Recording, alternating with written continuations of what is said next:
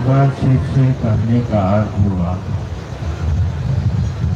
कि इस परिवार में कोई व्यक्ति गुरु नहीं है, कोई व्यक्ति बाबा नहीं है। हम सभी गुरु भाई हैं और गुरु बहन हैं। हम सभी अपनी यात्रा में महागुरु महादेव को अपने जीवन में शामिल किया है और इस रिश्ते को महागुरु के सानिध्य में लेकर चलने का प्रयास कर रहे हैं।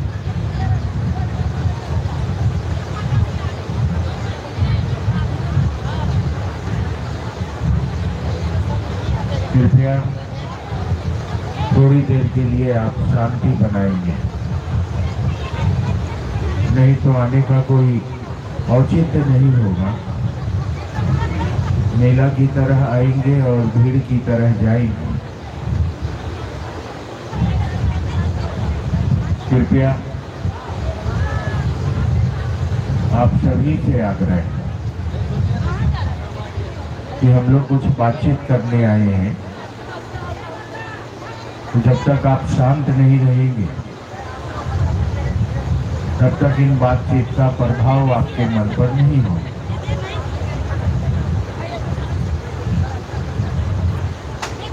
तो हमारे जीवन की यात्रा में वरेण्य गुरु भ्राता साहब श्री हरिंद्रानंद जी के आशीर्वाद से महागुरु महादेव को हम लोगों ने शामिल किया है। हम लोगों ने कहा है कि हे शिव, आप मेरे गुरु, और यह कहा ही नहीं है, इस रास्ते पर हम सभी चलने का प्रयास भी कर रहे हैं। इस प्रयास में परिणाम छिपा हुआ है।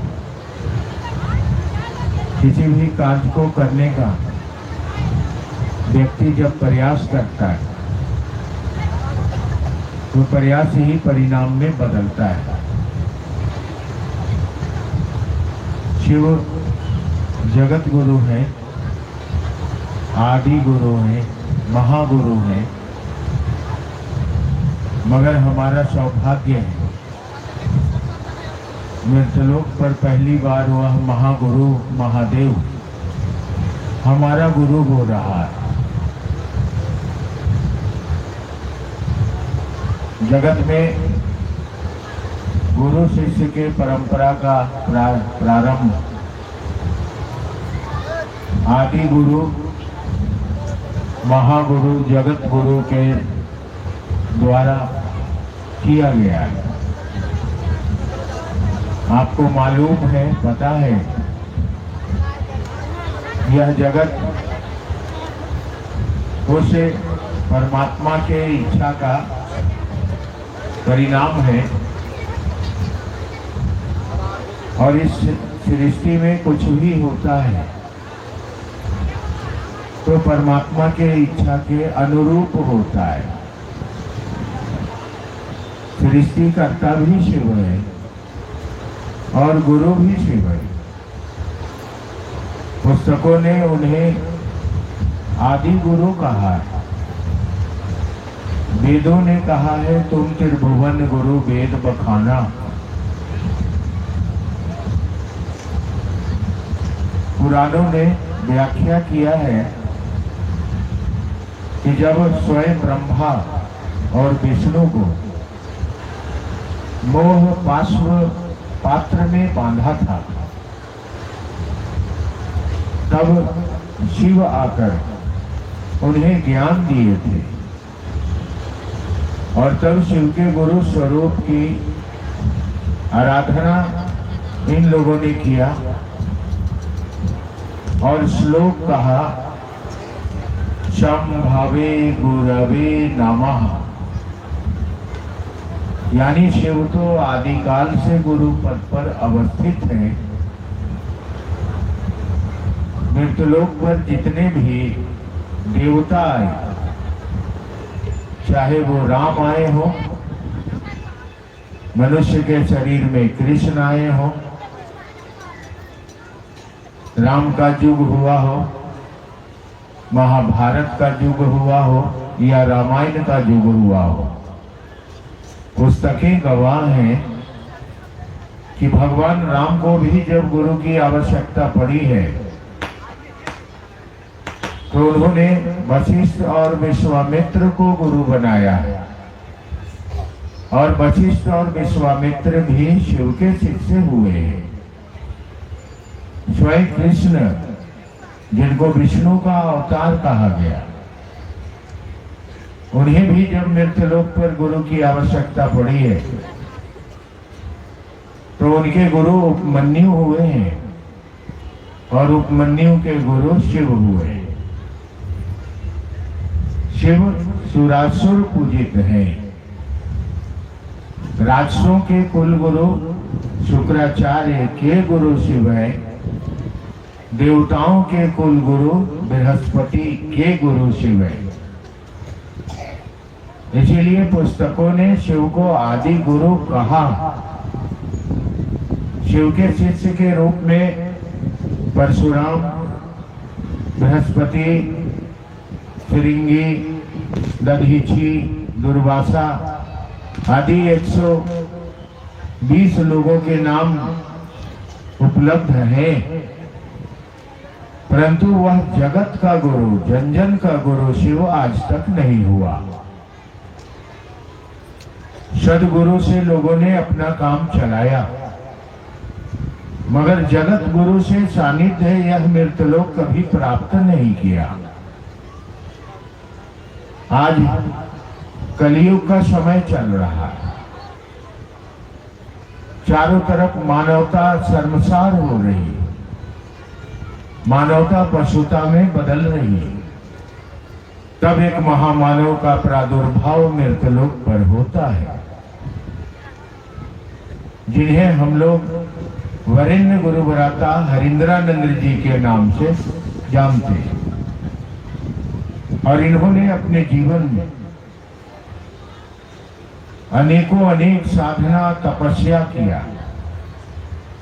एक रात श्मशान में, एक रात कब्रिस्तान में, कभी अघोरी, कभी अवघड़, कभी तांत्रिक, कभी भक्कड़, कभी शमशान के प्रेतों के साथ, कभी आसमान के महाप्रेतों के साथ।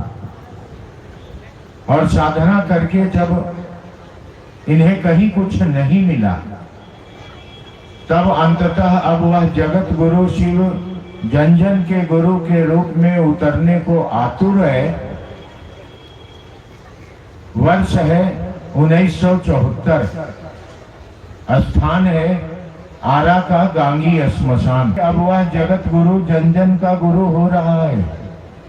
समय आ गया है कि इस मंत्र से कोई भी जप करता, या महीना जून का है, स्थान मुजफ्फरपुर का तुर्की है, महादेव हो रहा है। आज से पहले मृतलोक पर देवता भी आए मनुष्य के शरीर। आज हम बड़भागी हैं कि स्वयं जगत गुरु शिव हमारे आपके गुरु हो रहे हैं। और उन्होंने पहला महामंत्र वरेण्य गुरुव्राता के श्वासों के माध्यम से मृतलोक को दिया, नमः शिवाय। यह नमः शिवाय शिव का मूल मंत्र है, शिव का महामंत्र है। वायवीय संहिता कहती है कि एक समय ऐसा आएगा जिसे कलियुग के नाम से जाना जाएगा। आप थोड़ा ध्यान देंगे, ये बातें बड़ी गूढ़ हैं। आप वायवीय संहिता को पलटेंगे तो ये बातें आपको मिल जाएंगी। वायवीय संहिता कहती है कि एक मृतलोक पर एक समय आएगा जिसका जो कलियुग के नाम से जाना जाएगा, जिस समय पिता पुत्र के रिश्ते समाप्त हो जाएंगे, भाई बहन के रिश्ते शर्मसार हो जाएंगे, घर में ही युद्ध होगा, परिवार में प्रेम नाम की चीज नहीं होगी, मनुष्य पशु हो जाएगा। और ऐसी परिस्थिति में जब मानव पूजा करेगा, भगवान के करीब जाएगा, तो उसके मन में जीव भाव इतने प्रबल होंगे कि पूजा का परिणाम उसके जीवन में नहीं आएगा। तब एकमात्र मंत्र काम आएगा जिसे महामंत्र कहा जाता है, और वह मंत्र होगा नमः शिवाय। ये मैं नहीं कहता, आज से हजारों वर्ष पहले लिखी गई संहिताएं कह रही हैं, जिसे वायवीय संहिता कहते हैं। एकमात्र ऐसा मंत्र मृतलोक पर काम आएगा जो होगा नमः शिवाय। अब प्राणी जप करता भक्त अगर इस महामंत्र का जप मानसिक रूप से शिव के सानिध्य को मानकर करेंगे, तो उनके जीवन के लौकिक कष्ट एवं प्रारब्ध के कर्म फल इस मंत्र के प्रभाव से समाप्त हो जाएंगे। आ गया यह महामंत्र हमारे आपके पास सन 1975 में, जिसकी व्याख्या वायवीय संहिता में प्राचीन काल में किया गया है। अब दूसरा हमारे आपके जीवन में जो सूत्र आया, यह आया 1982 में, जब महादेव ने भोग ग्रहण किया और बड़ी भीड़ लगी थी वहां मधेपुरा मंदिर में कि महादेव भोग ग्रहण करेंगे, महादेव खाएंगे, भाव के भूखे हैं वो। और साधक ने कहा कि बूढ़ऊ इज्जत रखी हम, और चमत्कार हुआ, महादेव ने भोग ग्रहण किया। तब यह सूत्र आया दया, दया की याचना। क्योंकि आज का व्यक्ति जब तक दया की याचना नहीं करेगा, तब तक वो अपने ईश्वर से, अपने शिव से, अपने मूल कर्ता से जुड़ नहीं पाएगा। दया की याचना जरूरी है। दया शब्द में याचना शब्द जुड़ा हुआ है। दया का अर्थ होता है कि जहां पर हमारा सामर्थ्य खत्म होता है, अब हमारा सामर्थ्य काम नहीं कर रहा, तब हम किसी के पास जब समर्पित होते हैं, अब वह मुझको कुछ देता है, तब हमारी पूर्ति होगी, अगर नहीं देगा तो नहीं होगी। ऐसी मन स्थिति को दया कहा जाता है। तो आज के जीवन में मनुष्य के तल पर महादेव से, मूल कर्ता से दया के याचना के सिवा कोई दूसरा विकल्प नहीं है। इसीलिए यह सूत्र महादेव ने 1982 में वरेण्य के द्वारा भेजा। 1986 में तीसरे सूत्र आए, गुरु आदेशित कर्म, शिव का आदेश, महादेव का आदेश। शिव को ब्रह्म कहा जाता है। ब्रह्म का अर्थ होता है एको अहम बहुश्यामी। वह ब्रह्म कहता है कि एक मैं ही हूं जो बहुतों में उतरा हुआ, क्योंकि यह संपूर्ण सृष्टि उस ब्रह्म के अर्थात परमात्मा के इच्छा का परिणाम है। तो वही ब्रह्म सूत्र आए, शिव सूत्र आए कि दूसरों को कहो कि लोग शिव की चर्चा करें, लोगों को शिव से जोड़े, इससे उसके प्रारब्ध के कर्म फल कटेंगे। अगर इस काम को वो करता है तो उसके जीवन के प्रारब्ध के कर्म फल कटेंगे, और जब तक उसके कर्म फल भारी रहेंगे तब तक तो वह ईश्वर से जुड़ ही नहीं पाएगा। इसीलिए प्रथम तल पर दया की याचना, दूसरे तल पर गुरु आदेशित कर्म, और तीसरे तल पर अपने गुरु को प्रणाम करने की विधा इस मृत्युलोक पर उस परम ब्रह्म परमात्मा ने संदेश के रूप में हमारे आपके पास भेजा। अब हम इस रास्ते पर चल तो रहे हैं, मगर हमारे आपकी मन स्थिति उस ईश्वर के सानिध्य में जाने की स्थिति में नहीं है। रास्ते में जगत का भाव हमको तंग करता है, जिसे जीव भाव कहा जाता है। यह जीव भाव इतना गहरा है, इतना गहरा है, इतना सूक्ष्म है कि कुछ चीजें तो सूक्ष्म रूप से व्यक्ति की मन स्थिति को जकड़ ली है। जैसे आप रोज कसम खाइए कि बुराई नहीं करेंगे, गलत काम नहीं करेंगे, पराय स्त्री पराय पुरुष का गमन नहीं करेंगे, पराय धन को कभी नहीं देखेंगे। जितना आप इस बात का कसम खाएंगे उतना अधिक हमारा मन उसी तरफ प्रवृत्त होता है। आप करके देखिए ना, जितना छोड़ना चाहेंगे ये चीजें उतना ज्यादा व्यक्ति को पकड़ती है। इसलिए अब हमारे आपके बस की बात नहीं है। तो कहा महादेव कर देंगे। जब वही गुरु हैं, वही पिता हैं, हर कंकर के शंकर हैं, तो कर देंगे वो। जरूरत इतनी सी है कि उनसे अपना एक मानसिक संप्रेषण, मानसिक संवाद बनाए रखिए मन से, न धन से, न वस्त्र से, न धर्म से, न जात से, न अमीर से, न गरीब से। वह जब भी हमारी बात सुनता है तो मन से, मन के अंदर एक मौन संवाद वहां तक भेजने का प्रयास करिए, शिव तक।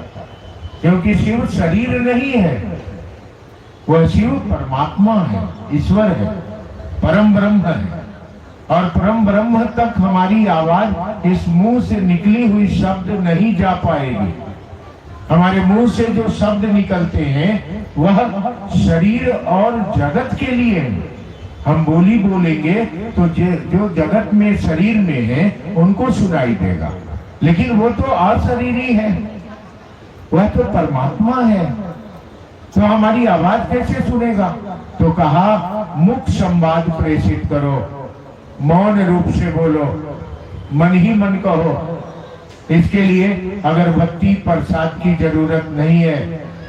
मन जिस बात को कहता है वह रिश्ता जो मन से होता है, उसके लिए बाहर कोई प्रदर्शन करने की आवश्यकता नहीं है। मन जिसे अपना मानता है उसके लिए, उसके दिल में दर्द होता है, उसके लिए बाहर कुछ दिखावा करने की जरूरत नहीं होती है। माँ अपने बेटे के लिए उसकी तस्वीर का लॉकेट पहन के चलती है क्या? पति अपने पत्नी के लिए उसके तस्वीर और फोटो का बैनर लेके चलता है क्या? ये कैसे पहचान जाते हैं इस भीड़ में कि वो मेरी पत्नी है? कैसे पहचान जाते हैं इस भीड़ में कि वो मेरा बेटा है? कैसे पहचान जाते हैं इस भीड़ में कि वो मेरा पिता है? क्योंकि यह संबंध मन ने बनाया है। तो मन के तल पर उस पुत्र का, उस पिता का, उस पत्नी का, उस पति का तस्वीर व्यक्ति के अंदर सेट कर जाता है, बैठ जाता है। इसीलिए यह पहचान उसके अंदर अपने आप बन जाती है। उसके लिए कोई तस्वीर नहीं है। माँ को पूछिए आप कि बेटा का तस्वीर लेके चलती है क्या? तो ना। पत्नी को पूछिए आप, पति की तस्वीर है क्या? तो ना। मन ने माना है कि मेरी पत्नी है, अब मेरी पत्नी की तस्वीर मेरे मन में सेट कर गया। मन के अंदर एक कैमरा होता है जिस कैमरे में तस्वीर खींची जाती है। बाहर भी कैमरा होता है।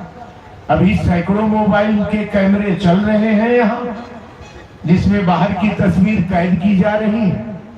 लेकिन आपके मन के अंदर के भी एक कैमरा है जिसके अंदर भी आप तस्वीर कैद करते हैं। रिश्तों को समझिएगा। तो मन के अंदर के कैमरे में जो तस्वीर आप कैद करते हैं, उस तस्वीर को आप अपना समझते हैं और आप उसके लिए सारा काम करते हैं। उसके लिए कोई बाहर से नहीं करते, बाहर से दिखावा नहीं करते। पत्नी पति के लिए कोई दिखावा नहीं करती, बेटा माँ के लिए कोई दिखावा नहीं करता, भाई बहन के लिए नहीं करता है, पिता पुत्र के लिए नहीं करता है, लेकिन अपने बेटे के लिए, अपनी पत्नी के लिए इतनी परवाह करता है कि मोकामा, बाढ़, बेगूसराय इन इलाकों से उठकर वो दिल्ली, मुंबई, कलकत्ता, बेंगलुरु, कुवैत, अमीरात, सऊदी अरबिया कमाने जाता है। पूछिए इतना कष्ट क्यों ले रहे हो तुम? कहता है मेरे 2 बच्चे हैं, मेरी पत्नी है, अगर कमा के नहीं लाएंगे तो वो खाएंगे क्या, वो पहनेंगे क्या, वो रहेंगे कैसे? हमने पूछा उसकी तस्वीर भी रखते हो क्या? बोला नहीं बाबू, इस विदेश में तस्वीर कहाँ रखेंगे, उसकी तस्वीर तो मेरे दिल में फिट है और उसकी परवाह है मुझको, इसलिए इतने दूर कष्ट में रहकर भी रुपया कमाते हैं ताकि मेरा बच्चा। और प्रेम और परवाह में कुछ भी बाहर से नहीं होगा, सब कुछ दिल के अंदर होगा। गुरु भी मिल गए, रास्ता भी मिल गया, मोक्ष और मुक्ति प्राप्त करने का तरीका। देवता भी जाते हैं वहां, साष्टांग दंडवत करते हैं, और विष्णु सुदर्शन चक्र लेके आ। जब महाकाली राक्षसों का वध करते करते का कपड़ और एक हाथ में मूड़ी और एक हाथ में कटार, पूरी धरती को काट देंगे, पूरी मृतलोक को। राक्षसों का वध करते करते उनके मन में क्रोध पैदा हो गया, और जब क्रोधित हो गई वो, तो चली वो संहार करने इस पूरी सृष्टि का, जगत का।